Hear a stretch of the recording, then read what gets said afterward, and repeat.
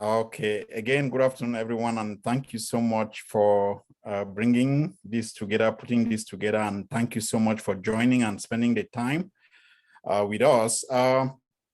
So about the LSMRCE, the Louis Stokes Midwest Regional Center for Excellence, I suppose we each have 5 minutes. I'll take the next 5 minutes just to skim through and give somewhat a highlight of the things that we are doing at the center. To start off, well, the Louis Stokes Midwest Regional Center for Excellence, we think of it as a phase 2. The very first phase of it was funded in 2012. And at the time, we were called Louis Stokes Midwest Center for Excellence. Now, in the second round of funding, where we got $3.5 million funding, we renamed our center to become the Louis Stokes Midwest Regional Center for Excellence. It's basically a collaborative grant between Chicago State University and the IUPUI. We have collaborators, key partners or collaborators on the project. You have Fermilab, Ohio State, the Ohio State University as some of the major partners. And of course, as we grew on, we spread our tentacles quite a bit to include Eaton Corporation. Eaton joined the center by way of a supplemental funding. And as part of our team, we also have 16 non-LSAM partner institutions. In other words, those institutions that are not part of any of the alliances, we have 16 of them as part of our members, because the thinking behind this was that we started out, even though they are not partners in the LSAM alliances, it doesn't mean that we don't have minority students there that need the LSAM model in order to be successful. So we came out with this idea to be able to bring some of them in the fold. So the key activities that we are engaged in, going by our objectives, is bringing the community together, just as we are doing right now in this conference. We recently took leadership in hosting the PIPD meeting. And of course, we have a series of Eaton events that are coming up. We've been running them, some are coming up. COVID came and kind of messed things up a little bit, but we are back. I think there's another session going on right now that is basically talking about this partnership with Eaton.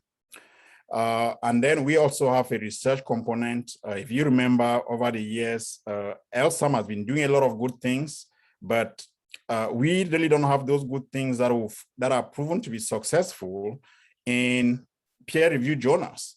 So as part of our iterations, we equally have a research component that is led by Dr. Derek from the Ohio State University.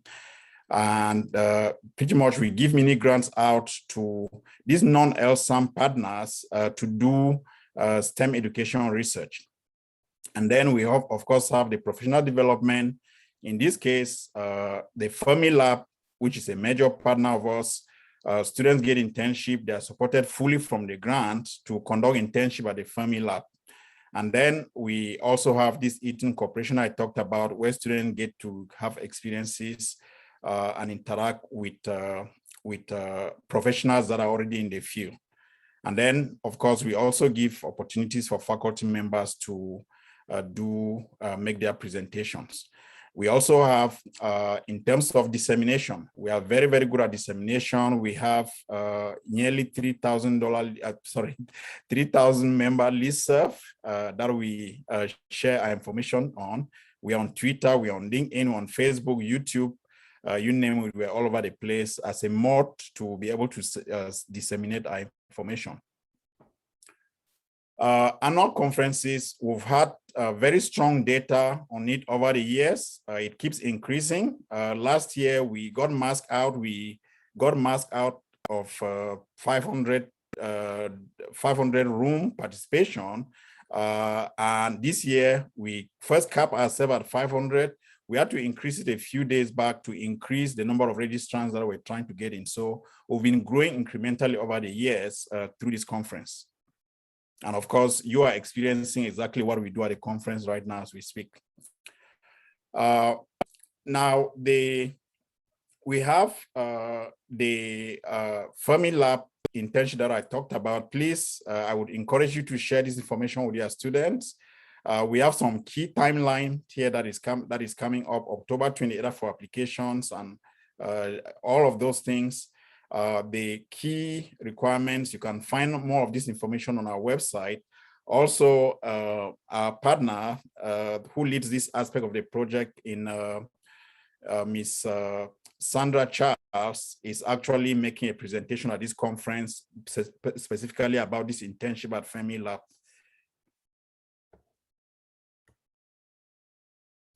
So again, this is also trying to highlight here the diversity of our partnership, all the members, all the collaboration and the opportunities that we bring. Pretty much, we are supposed to cater for the Midwest alliances. There are a total of 6 of them: Ohio, Indiana, Chicago, Missouri, Wisconsin. And of course, as I mentioned earlier, we dabble into non-LSAM partners, which is quite important. Again, enriching those minority students that are those institutions, but those institutions are not actually bona fide partners in LSAM.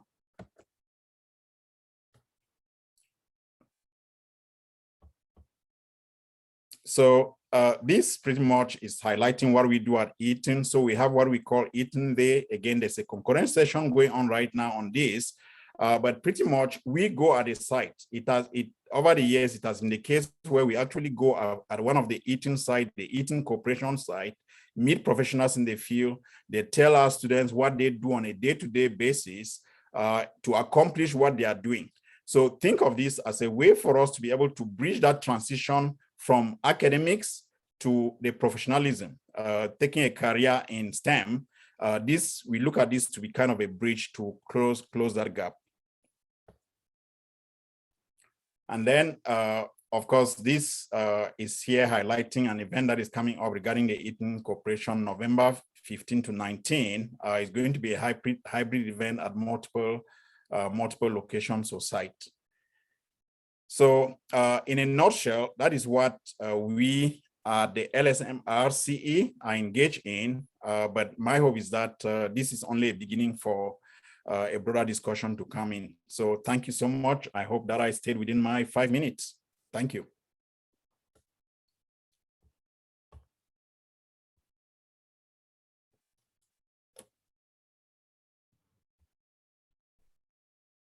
All right, so thank you very much, Dr. Botanga. So Denise, we're going down the list here, is that right? So the next person would be Ali Boos.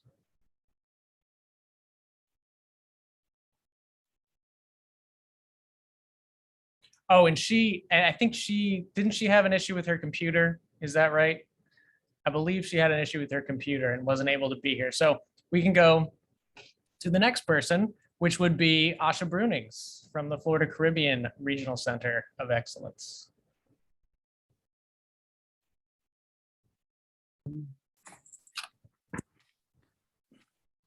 Thank you. Let me share my screen here.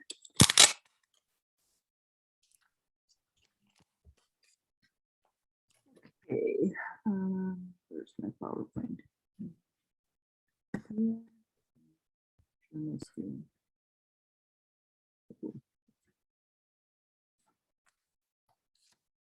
Find my PowerPoint. Here it is.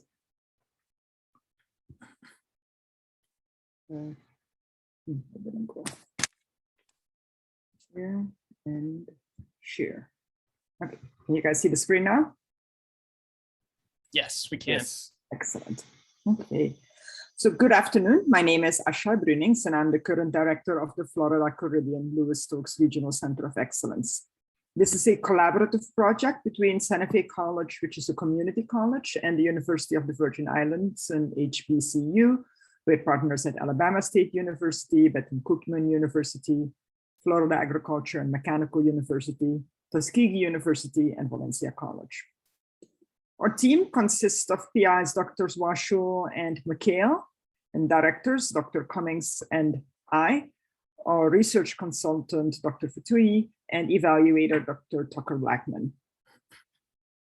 Over the past year, we worked on 3 of our 4 core objectives: to conduct rigorous research and assess and adjust our interventions based on our findings in the previous year, provide access to our psychosocial intervention material, and hosting a Mindsets for STEM conference.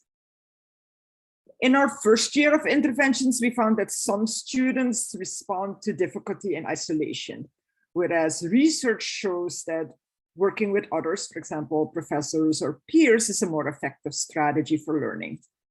So as part of our feedback loop, we adjusted our student-facing intervention to tease out student resilience as a solitary journey from that of a collaborative experience, which we termed adaptive resilience, in which students seek help in response to challenges. And so here's a list of our faculty-facing interventions, most of which were adapted to virtual programs in response to the COVID-19 pandemic. And without going through the whole list, I want to highlight a 3-part 2-cohort training on cultural competency and inclusion facilitated by Dr. Miguel Hernandez, a developing and modeling growth mindsets for academic excellence training facilitated by Dr. Diana Boeing, and the faculty research and writing clinic held in St. Thomas in the US Virgin Islands, facilitated by Dr. Tamara Bertrand Jones to support faculty in their efforts to contribute to rigorous research and literature. Now, to meet our objective of providing access to psychosocial interventions, we made a toolkit available on our website that is a resource to develop mindsets for STEM, as well as the resource guide to cultural competency and inclusion, and the developing and modeling mindsets in STEM and beyond training. And for our final objective, we organized the Developing and Modeling Mindsets in STEM conference back in July, and more than 100 professionals registered to engage with 2 keynote speakers and 19 different presentations.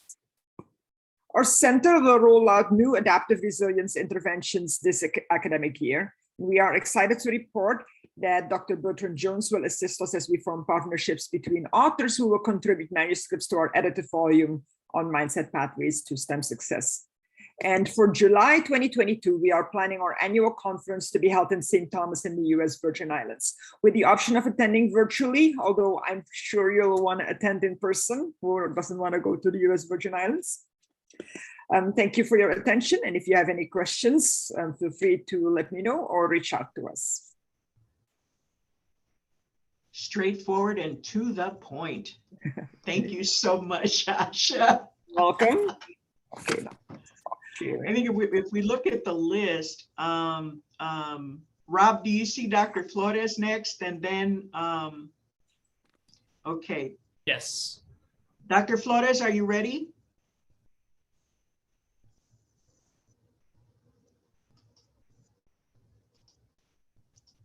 I am. Excellent. Okay, allow me to share my screen. Hopefully I won't take over like it was happening before. All right. Thank you everybody for joining our session. And I think that more than anything else, this is an opportunity for all of us to share what we are doing with our centers of excellence. I'm representing the inclusiveness mentoring in STEM. So inclusive mentoring in STEM is our unofficial name for the center. Officially, through negotiations with Martha James at the National Science Foundation, we came up with Louis Stokes American Rockies and Southwest Center of Excellence to show that our regional focus is in the Southwest and the Rockies. We are a group of 10 researchers who are looking at best practices in STEM mentoring. We are not doing new research, i.e., we're not developing new strategies. Our goal is to identify strategies that have been missed by the National Academy of Sciences to look specifically at what works and what doesn't work with respect to underrepresented minority groups.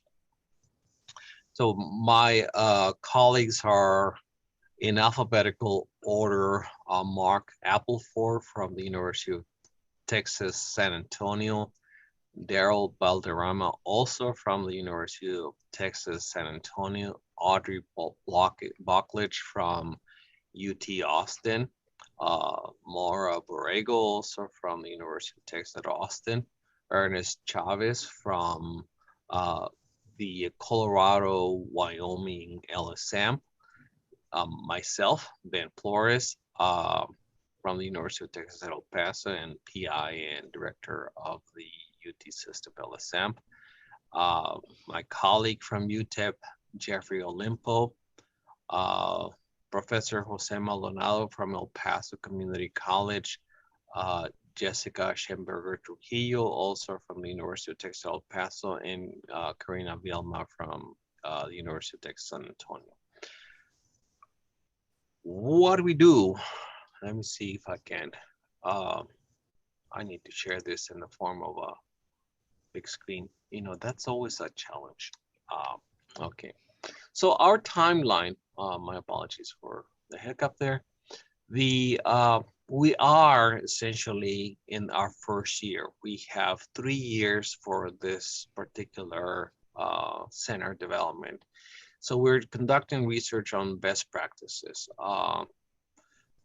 We plan next year to do workshops to disseminate some of these best practices. We intend to reach out to our own universities, first of all, for the pilot effort, and then to the national laboratories that are, of course, part of the Department of Energy. So we're looking at Sandia National Labs, also Los Alamos National Labs, as well as Brookhaven National Laboratories in New York. So at that point in time, we intend also to continue our synthesis of research. And in our 3rd year, we'll have additional workshops. Our intent is to go to national conferences such as SACNAS and SHIP, where we can share what we found and start the process of training the trainers so that the best practices for inclusive mentoring are shared in such a way that they reinforce the work that we have been doing in the past. So our research teams are broken down into 3 general themes. One of them is undergraduate and graduate research mentoring. Professor Borrego from UT Austin is the lead for this group. We also are focusing on community college student and transition mentoring, because we realize that this is one of the areas where there's a huge gap in research. Whereas in undergraduate and graduate research mentoring, there's a plethora of literature out there. That's not necessarily happening with community college students in transition. So we have a team led by Professor Maldonado from El Paso Community College and some university colleagues who are looking into the research in this area. And I'm involved with another group, the Experiential Learning, Mentoring, and Onboarding. The project, this particular team is led by Dr. Mark Appleford from UT San Antonio. And we also are joined by Dr. Audrey Bocklich. In this particular case, we're looking at best practices that are being used at national laboratories and in industry. And what we're finding out is that there is very little literature that explains what are the best practices in industry. We're finding out that our partners, our industrial partners, like to keep their secrets, And as a result of that, we had to have conversations with them so that they feel more comfortable sharing that information. And then we found out also that there are truly rock stars out there that are doing amazing work in mentoring undergraduates at national laboratories. But again, that type of information is not readily available in the form of conference papers or journal articles. And therefore, we have to rely on other type of information so that we can synthesize their work.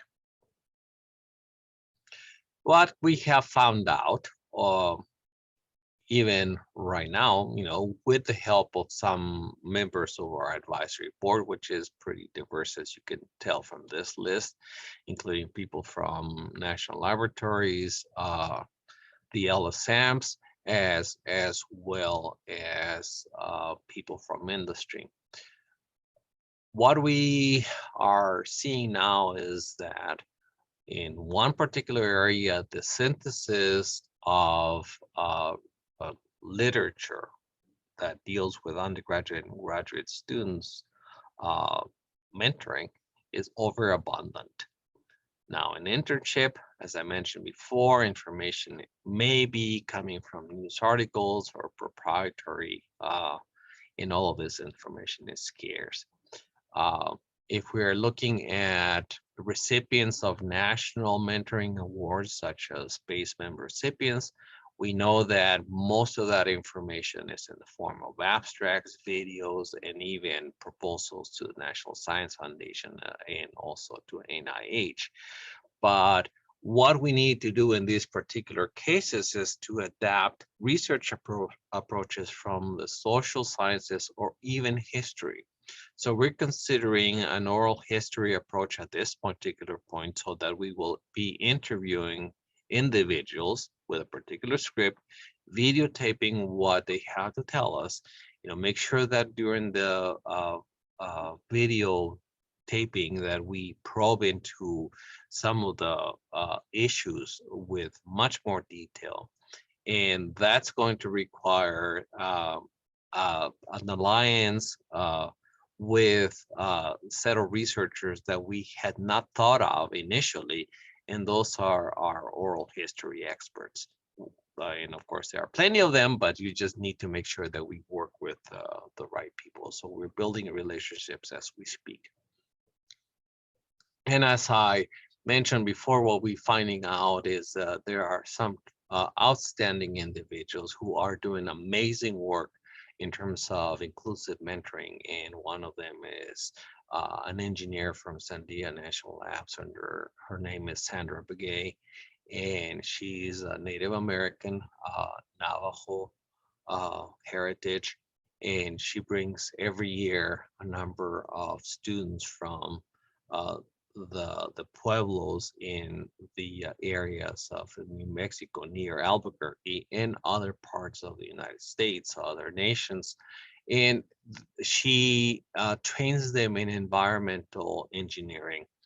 And what she's found out that the large majority of the individuals who she mentors don't really want to work necessarily at national laboratories or in industry or even academia. They want to go back to their communities and serve them as well. And more in particular, they want to serve their nation. So these are the type of things that we're looking into through the Inclusive Mentoring and STEM Center.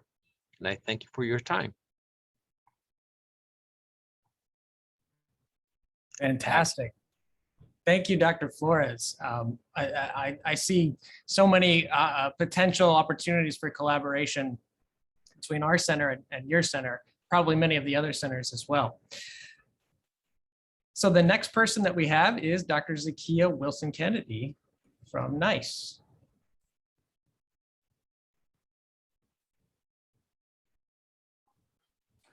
Good afternoon, everyone. We're so excited to be here with you all to share about the Louis Stokes Alliance for Minority Participation, NSF, International Center of Excellence.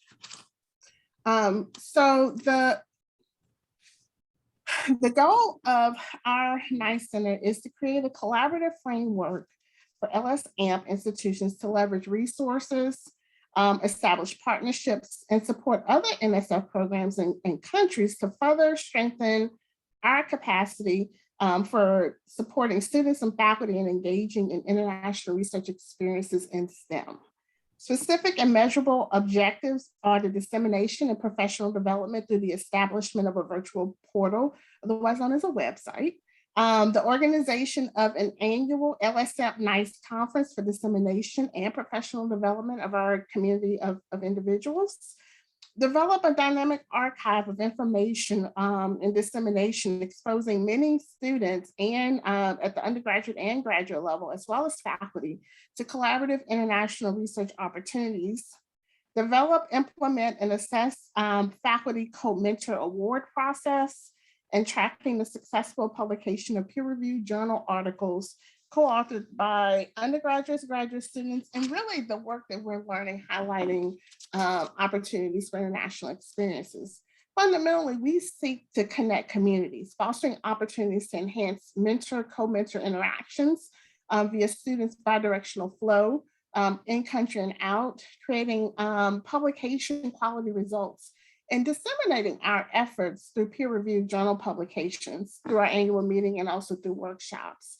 To that end, we're super excited to be here today to share with you some of the work that we've been engaging in to date. All right, this is a summary slide of several different activities that we've been leading through our center. Certainly the pandemic has impacted international activities in our center and project in particular. However, we've made some really good progress in several different areas. We've held 2 convenings through annual meetings that have brought together the collaborators and partners. We've published 2 advertorials highlighting international research engagement among students and faculty supported through LSMP and through NICE. And we have another one upcoming in November 2021. These advertorials have been published through Science Magazine. Additionally, we have provided 3 faculty awards, and I'll share a little bit more about these in the upcoming slide. We've developed a website along with professional development videos with insights on how to effectively capture videos for disseminating research results. We've been engaging with LSMRCE and ongoing data and information exchange.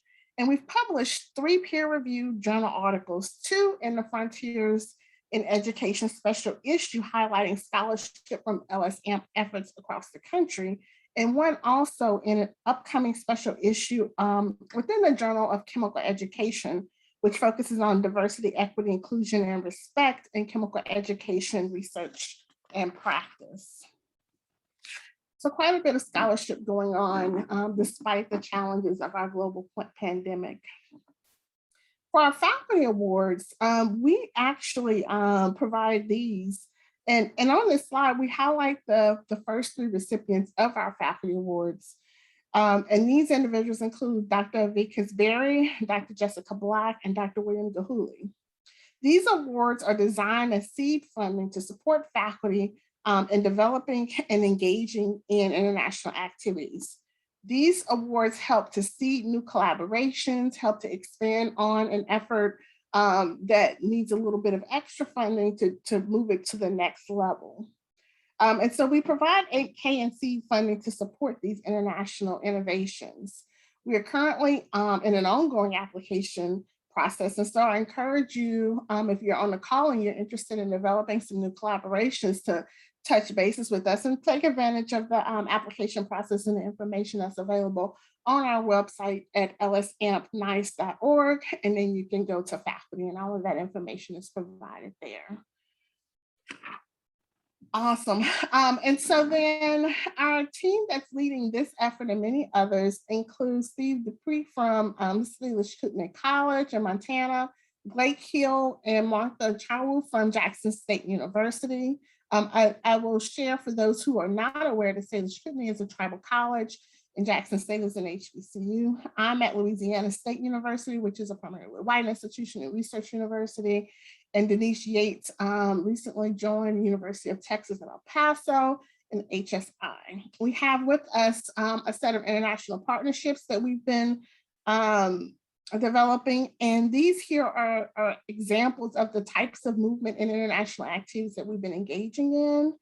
We encourage you all to reach out to us with questions and also to seek opportunities to collaborate as we move forward. And then we were told to put this disclaimer slide up. I haven't seen anybody else do that thus far, so I'll put mine up just so let the record show. Compliance is good. I try to do what I'm asked to do. All right, I'm good with mine. I think Rob may be the last one. I think I'm the last one. So I'll go ahead and share my screen.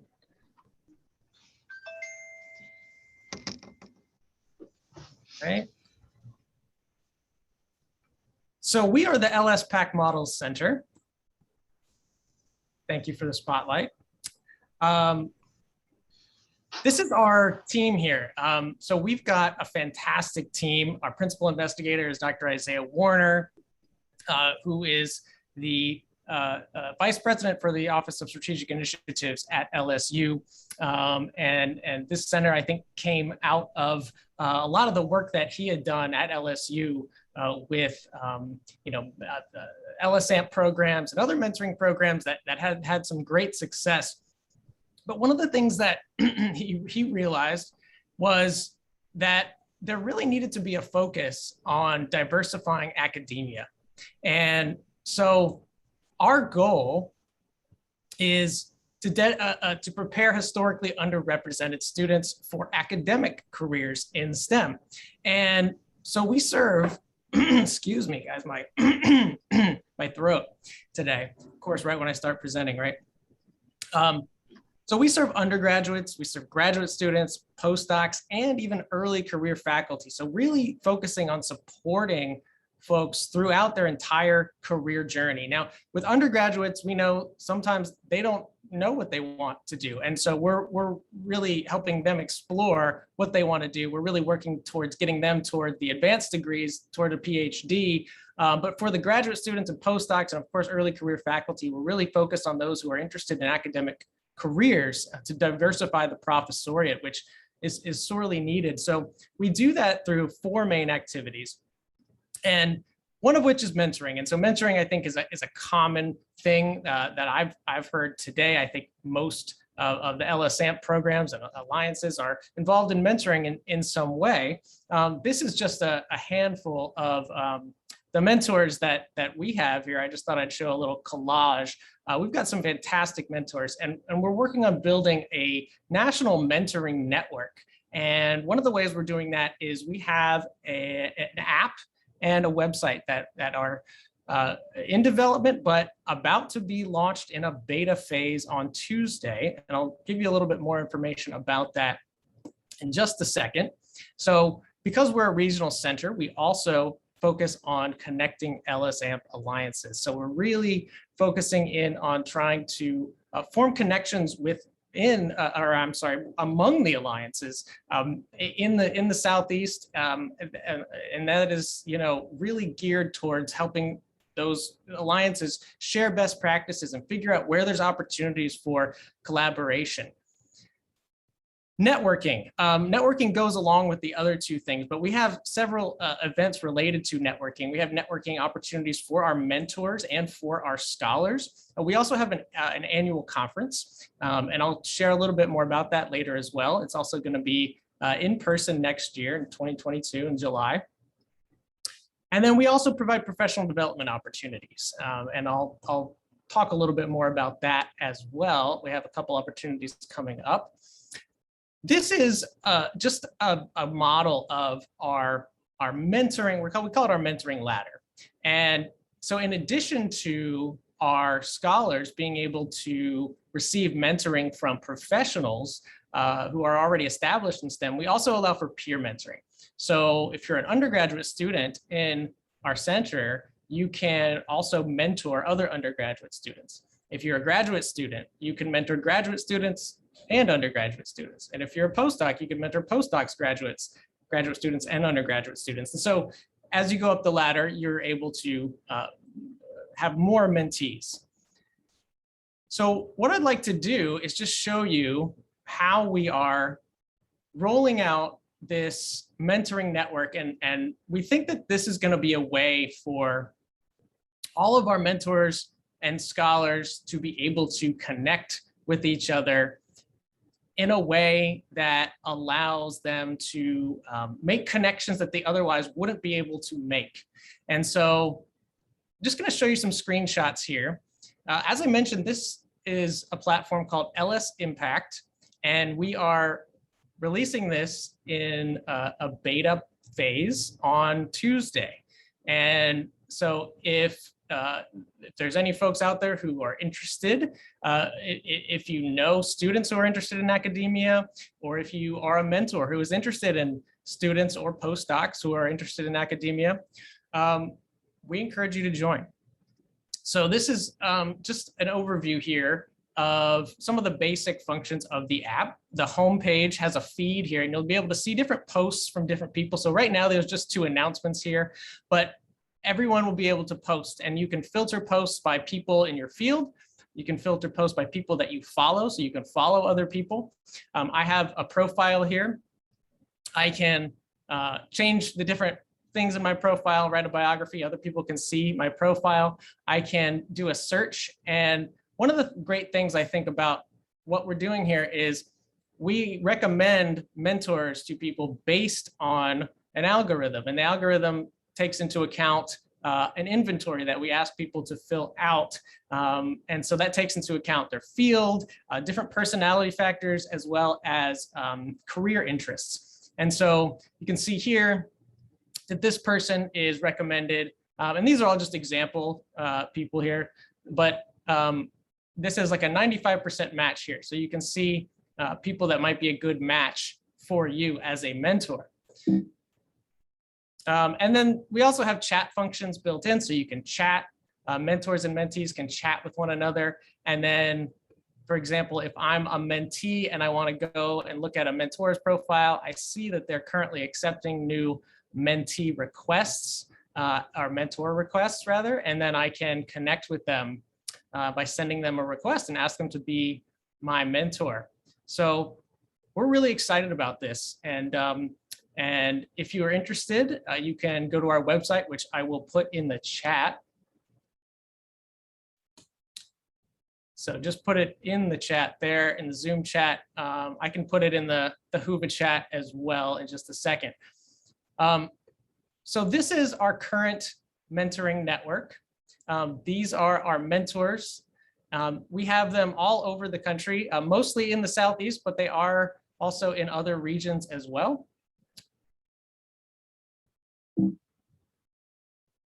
Sorry, y'all, my mouse got stuck. Okay.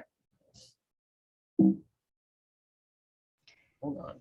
Okay, Rob, I'm sorry to interrupt, but we've got 6 minutes left in the entire session, and we'd like to be able to have the attendees ask some.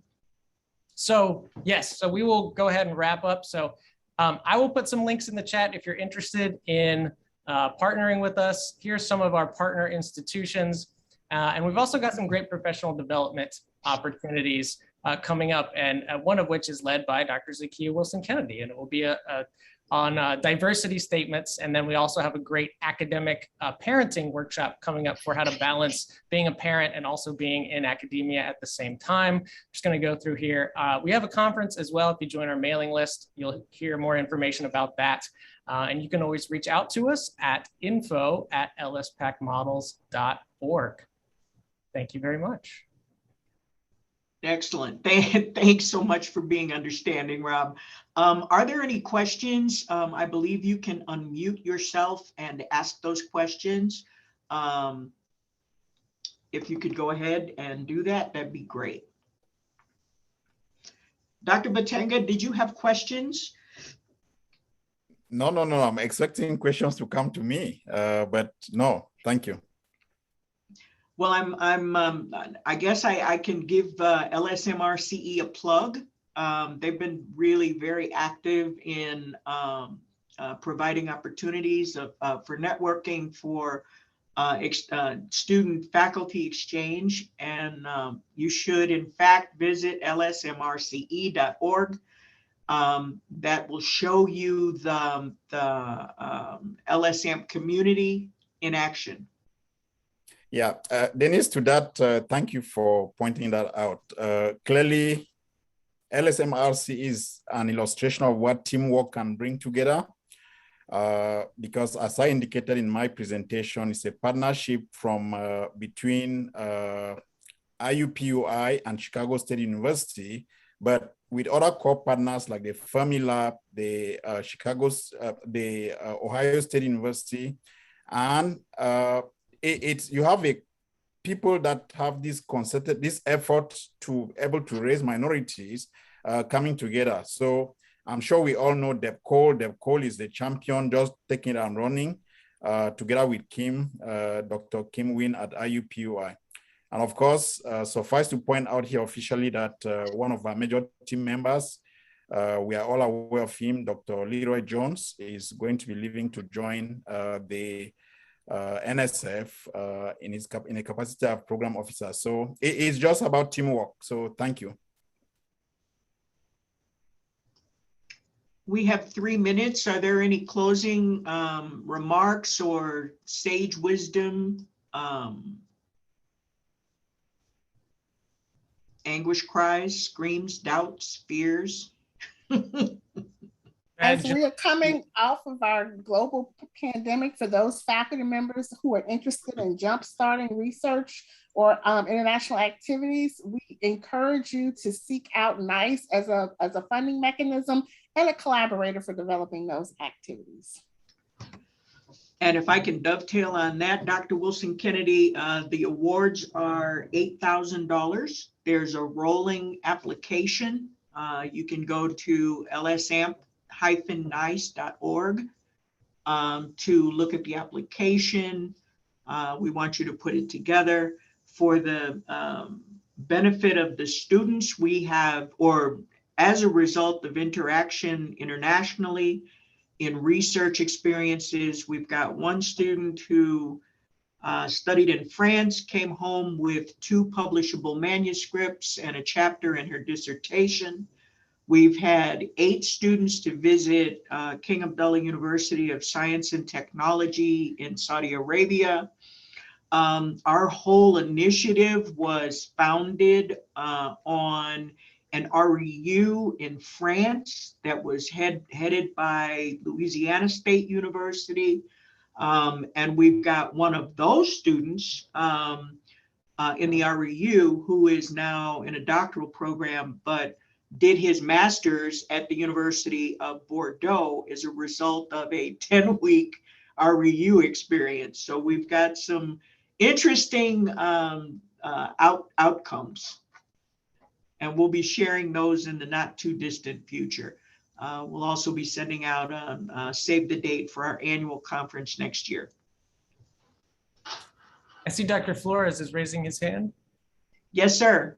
Yes, thank you. 2 things. I just want to encourage all of our centers of excellence to publish and disseminate your work on a regular basis, because as our work shows, we are lacking in that area, and we really need to promote the good work that is being done in the name of improving the chances that our underrepresented students earn their degrees and go on to graduate school.